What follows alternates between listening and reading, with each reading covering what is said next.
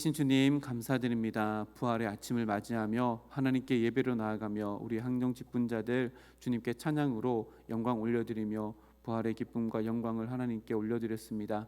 우리 항정 직분자들 주님께서 친히 안수하시고 세우신 분들이오니 주님의 몸된 교회를 위해서 더 거룩하게 존귀하게 더 값지게 귀하게 쓰임받는 하나님의 백성들 또 하나님의 동역자들 되어질 수 있도록 주님께서 늘 인도해 주시오며 그들에게 늘 건강에 강건함 다해 주시사 그들의 삶 가운데 주어진 영향력과 삶의 자리와 또한 그들의 직분들 하나님 그 모든 것들을 통해 하나님이 기뻐하신 일들로 자신의 인생들을 채워나갈 수 있는 은혜를 허락하여 주시옵소서. 그들의 가정이 복되게 하여 주시옵고 그들의 가정 안에서 늘 평안과 화목함이 주님 안에서 이루어질 수 있도록 도와주시며 하시는 모든 일들 가운데도 주님 안에서 형통의 길을 걸어가는 복된 자들로 인도하여 주시옵소서. 하나님, 오늘 또 새벽을 깨우며 말씀 앞에 저희들을 세워주시니 감사드립니다. 이 말씀이 부활의 기쁨이 우리 마음 가운데 더 크게 자리 잡을 수 있도록 도와주시며 부활의 사람으로 살아간다는 것이 무엇인지를 다시 한번 깨달아 아는 시간 되어질 수 있도록 주님 함께하여 주시옵소서. 부족한 종의 입술을 성령님께서 주장하여 주시사 하나님의 은혜로만 채워지는 시간 될 수 있도록 인도하여 주실 줄 믿사오며 모든 것 감사드리며 예수님의 이름으로 기도드립니다. 아멘. 오늘 말씀의 제목이 앞에 화면에 있습니다. 우리 함께 읽고 시작하겠습니다. 부활과 말씀 그리고 나라는 제목으로 함께 말씀 나누겠습니다. 부활의 아침이 밝았습니다. 오늘 새벽부터 우리 마음 가운데 어둠은 물러가고 빛 대신 주님으로 가득 채워져 세상이 주는 근심, 걱정, 염려의 어둠은 십자가 앞에서 또 빈무덤에 다 남겨놓고 온전히 주님께서 우리에게 주시는 빛으로 말미암아 기쁨과 즐거움이 넘쳐나는 우리의 인생 오늘 하루가 되기를 주님의 이름으로 축복합니다. 우리의 눈에 보이는 모든 것들은 어떤 원인의 결과입니다. 그러면 그 모든 것들의 원인이 되어지는 최초의 원인은 무엇일까요? 성경은 이 세상의 모든 것들의 최초의 원인을 말씀이라고 이렇게 선언하며 창세기를 시작합니다. 창세기 1장 1절에 태초에 하나님이 천지를 창조하시니라. 천지가 창조되기 이전에 혼돈과 공허 그리고 흑암뿐이었던 이 세상이 하나님의 말씀이 최초의 원인이 되어서 이 땅 가운데 존재하게 되었다라는 선포로 성경은 시작되어집니다. 말씀으로 말미암아 빛도 궁창도 물도 땅도 식물도 동물도 그리고 인간도 창조되었습니다. 성경은 모든 피조물의 근거 최초의 원인이 말씀이라고 이렇게 우리들에게 선포하며 온 인류의 역사를 시작합니다. 이 놀라운 선언으로 시작된 성경의 이야기가 또 하나가 있습니다. 바로 예수님의 이야기입니다. 요한은 예수님의 이야기의 시작을 이렇게 열어갑니다. 요한복음 1장 1절에서 3절 그리고 14절 말씀입니다. 태초에 말씀이 계시니라. 이 말씀이 하나님과 함께 계셨으니 이 말씀은 곧 하나님이시니라. 그가 태초에 하나님과 함께 계셨고 만물이 그로 말미암아 지은 바 되었으니 지은 것이 하나도 그가 없이는 된 것이 없느니라. 14절 말씀 우리 앞에 화면에 있습니다. 함께 읽겠습니다. 말씀이 육신이 되어 우리 가운데 거하심에 우리가 그의 영광을 보니 아버지의 독생자의 영광이요 은혜와 진리가 충만하더라. 아멘. 말씀이 육신이 되어 이 땅 가운데 오신 분이 바로 예수님이십니다. 예수님의 성육신 사건 역시도 그 최초의 원인은 말씀이라고 성경은 기록합니다. 그런가 하면요, 하나님이 창조하지 않았던 이 세상의 것들도 있습니다. 전쟁, 살인, 미움, 질투, 시기, 다툼, 탐심, 분쟁, 추악, 불의, 이런 것들의 최초의 원인은 무엇일까요? 이 역시도 성경이 답해 줍니다. 로마서 1장 24절 25절 상반절입니다. 그러므로 하나님께서 그들의 마음의 정욕대로 더러움에 내버려 두사 그들의 몸을 서로 욕되게 하게 하셨으니 이는 그들이 하나님의 진리를 거짓으로 바꾸어 피조물을 조물주보다 더 경배하고 섬김이라. 하나님이 창조하지 않았지만 이 땅 가운데 존재하는 것들은 하나님을 마음에 두기 싫어하는 마음, 곧 하나님을 떠난 마음이라고 성경이 기록합니다. 하나님을 떠남이 최초의 원인이 되어서 진리를 거짓으로 바꾸는 일이 일어나게 되어지고, 그것을 원인으로 하나님께서 창조하지 않은 온갖 죄악의 열매가 이 땅 가운데 생기게 되었다는 말씀입니다. 그 열매들이 무엇일까요? 사도 바울은 로마서 1장 그 다음 구절인 28절에서 32절 말씀에 이렇게 기록합니다. 또한 그들이 마음에 하나님 두기를 싫어하며 하나님께서 그들을 그 상실한 마음대로 내버려 두사 합당하지 못한 일을 하게 하셨으니 곧 모든 불의, 추악, 탐욕, 악의가 가득한 자요, 시기, 살인, 분쟁, 사기, 악독이 가득한 자요, 수근수근하는 자요, 비방하는 자요, 하나님께서 미워하시는 자요, 능욕하는 자요, 교만한 자요, 자랑하는 자요, 악을 도모하는 자요, 부모를 거역하는 자요, 우매한 자요, 배약하는 자요, 무정한 자요, 무자비한 자라. 그들이 이 같은 일을 행하는 자는 사형에 해당한다고 하나님께서 정하심을 알고도 자기들만 행할 뿐 아니라 또한 그런 일을 행하는 자들을 옳다 하느니라. 아멘. 하나님께서 만들지 않는 모든 것들이 이렇게 하나님을 두기 싫어하는 마음을 원인 삼아 일어났다고 성경은 기록합니다. 그러면 예수님의 부활의 최초의 원인, 부활의 원동력의 근거는 무엇일까요? 그 역시도 다름 아닌 하나님의 말씀입니다. 예수님은 공생의 기간뿐만 아니라 십자가의 고난의 길을 걸으면서도, 그리고 십자가 위에서도 하나님의 말씀을 성취하시는 모습을 우리들에게 보여주셨습니다. 그리고 십자가 위에서 이루신 그 모든 것들 이후에 있는 부활도 마찬가지입니다. 오늘 본문에 보면요, 6절 말씀에 이렇게 기록합니다. 그가 여기 계시지 않고 그가 말씀하신 대로 살아나셨느니라. 와서 그가 누우셨던 곳을 보라. 아멘. 예수님은 공생의 기간 동안 수차례 고난 이후에 부활이 있을 것이라고 말씀하시며 선포하셨습니다. 네 구절이 있는데요, 두 구절만 살펴보면 이렇습니다.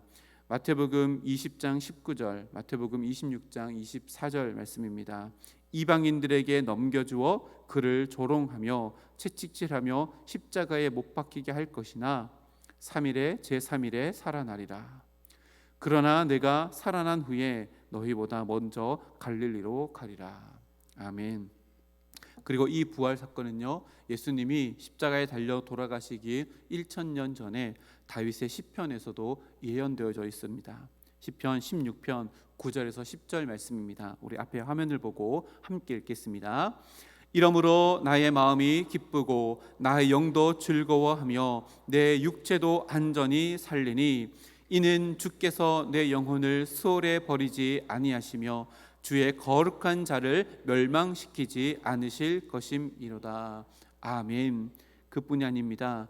죄가 들어온 그때부터 하나님은 예수님을 통해 사단의 모든 세력을 완전히 무너뜨리시며 부활로 그 모든 것들을 승리하시겠다 약속해 주십니다. 그 말씀이 바로 창세기 15장 3장 15절 최초의 원시 복음이라고 기록된 말씀입니다. 우리 이 말씀도 함께 읽겠습니다.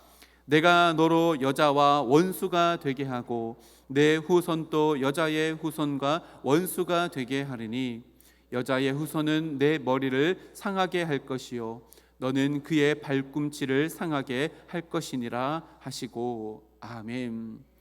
이 말씀은요, 여자의 후손이라고 기록된 예수님, 그리고 내 후손은 뱀, 곧 사단의 후손들, 사단의 종로로 타는 자들을 말합니다. 여자의 후손이 뱀의 머리를 상하게 한다. 이것은 뱀에게 치명상을 입힌다는 것을 의미하는데요, 곧 십자가 이후에 있는 부활의 사건, 부활로 말미암아 사단의 모든 세력, 죽음의 세력을 이기신 그 사건을 이야기합니다. 그리고 사단이 예수님을 십자가에 못 박은 것은 사단의 입장에서는 모든 것이 끝났다라고 생각했겠지만 그것은 단지 발꿈치를 상하게 되는 경미한 충격밖에 되지 않을 것이다. 단지 3일이면 회복되는 작은 일일 것이다 라고 하는 최초의 십자가와 부활이 기록된 원시 복음입니다. 그래서요, 부활은 천지가 없어져도 영원히 사라지지 않는 말씀에 근거하고 있기에 부활은 믿는 자들에게 영원한 소망이 되는 것입니다. 예수님께서 부활하신 이후 우리에게 영원한 소망이 되어주시고자 부활하셨고, 그 첫 열매로서 본을 보여주신 사건이 바로 부활의 사건입니다. 그래서 부활은요, 절대로 막연하지 않습니다. 부활은 절대로 단지 신기루 같은 가능성도 아닙니다. 잡을 수 없는 꿈도 아닙니다. 부활은요, 영원한 하나님의 말씀을 그 최초의 원인으로 한 확실하고도 분명하며 영원한 진리 위에 세워져 있는 영원한 소망이 되는 것입니다. 그래서요, 사도 바울은 이렇게 선포합니다. 고린도전서 15장 17절입니다. 그리스도께서 다시 살아나신 일이 없으면 너희 믿음도 헛되고 너희가 여전히 죄 가운데 있을 것이요. 아멘. 우리의 믿음도, 우리의 수고도, 우리의 삶도 헛되지 않게 하시는 것, 영원히 헛되게 하지 않게 하는 것, 그것이 바로 하나님의 영원한 말씀에 근거한 예수님의 부활이라고 성경은 우리들에게 선포합니다. 우리는 바로 그 부활의 아침을 맞이하고 있습니다. 우리는 그 부활의 주님을 오늘 또 말씀으로 만나고 있습니다. 우리는 예수님의 부활하신 그 사건과 시간적으로는 2000년 이상 간격이 벌어져 있고, 예수님께서 부활하셨던 그 장소와 공간적으로는 수천 킬로의 공간적인 분리를 경험하고 있지만, 그럼에도 불구하고 우리가 부활의 주님을 만날 수 있고 믿을 수 있는 것은 모든 것의 원인 되시는 말씀 때문이며, 이것이 믿어지고 이것이 동시에 우리의 삶 가운데 능력이 되어지는 것도 이 말씀이 우리에게 주어졌기 때문입니다. 히브리서 기자는 이렇게 선포합니다. 4장 12절 말씀에 하나님의 말씀은 살아있고 활력이 있어 좌우의 날선 어떤 검보다도 예리하여 혼과 영과 및 관절과 골수를 찔러 쪼개기까지 하며 또 마음의 생각과 뜻을 판단하나니. 아멘.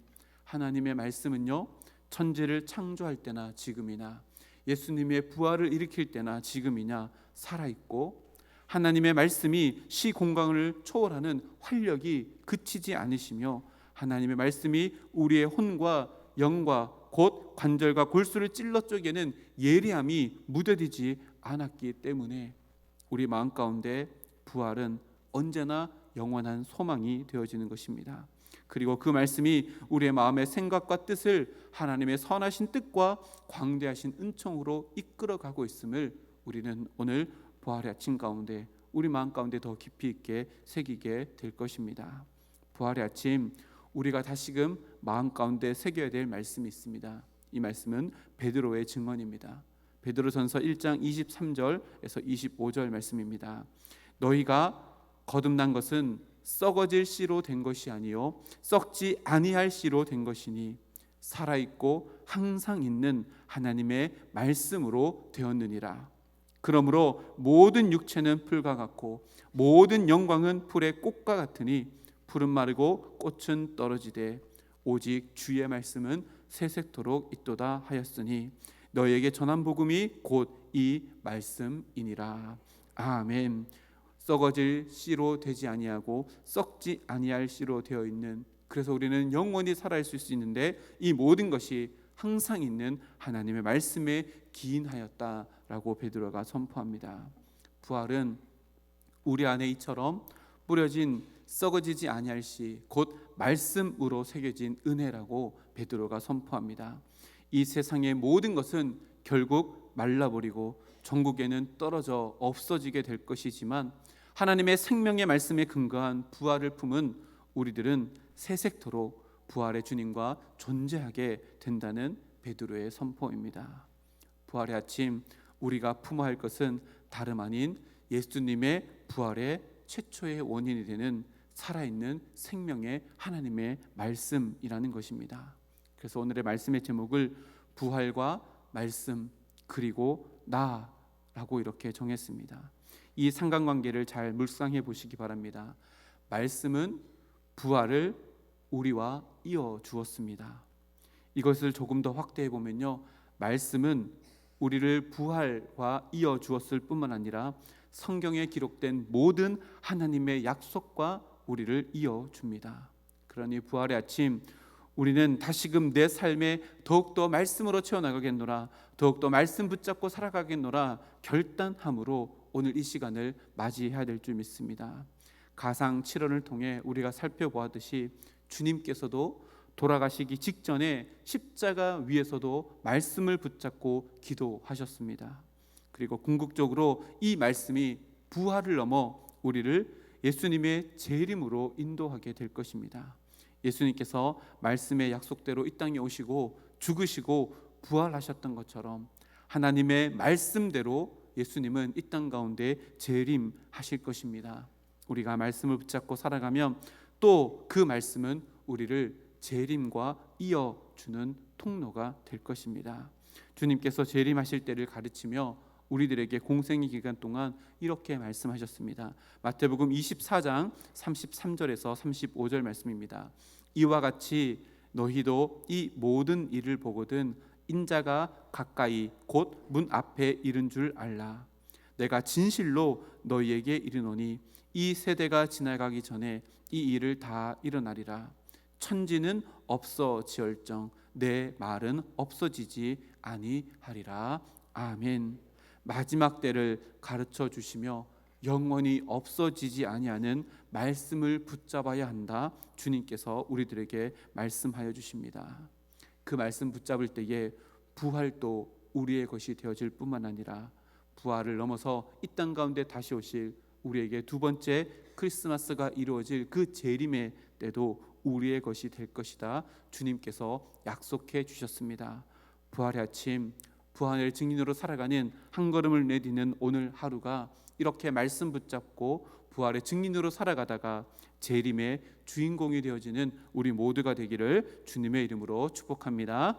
우리 앞에 화면을 보고 세 가지 기도 제목 가지고 우리 합심하여서 잠시 기도하고 제가 기도하도록 하겠습니다. 첫 번째입니다. 부활의 증인으로 살아가게 하옵소서. 두 번째, 말씀을 붙잡고 살아가게 하옵소서. 세 번째, 재림을 준비하며 살아가게 하옵소서. 이 시간 주님 이름 한번 크게 부르짖고 기도의 자리로 나아갑니다. 주여